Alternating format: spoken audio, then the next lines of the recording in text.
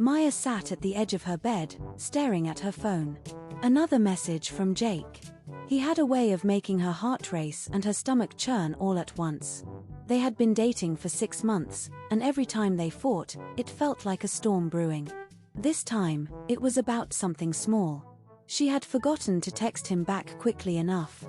But to Jake, it felt like neglect. She could almost hear his voice in her head, accusing her of not caring. Maya took a deep breath and decided to call him. "Hey," she said, trying to keep her voice steady. "Can we talk?" "Talk?" Jake's tone was clipped. "About what? You didn't even reply to my last message." "I'm sorry. I was busy with work. It wasn't intentional." There was silence on the other end. Maya could feel the tension thickening, wrapping around her like a heavy blanket.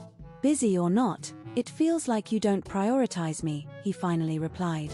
His words pierced through her, igniting a familiar mix of anger and sadness. She had so much going on in her life. Did he really not see that? "Jake, I care about you.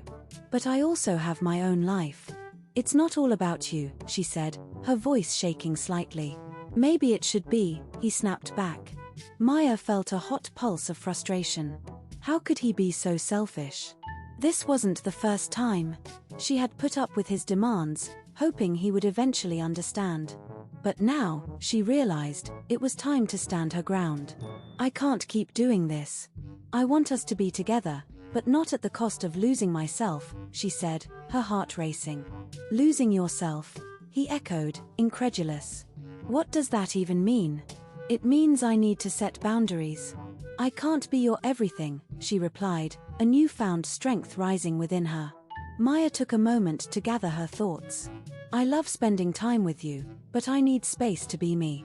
If that's not okay with you, then maybe we need to rethink this." The silence that followed felt heavy. She expected anger, but instead, she heard a shaky sigh. "I didn't realize it felt like that for you," Jake admitted softly. "I just thought, well, I thought you didn't care." "I do care, but it's hard to show it when I'm feeling smothered," she replied, her heart pounding. After what felt like an eternity, Jake spoke again. "I guess I need to work on that. I didn't mean to push you away."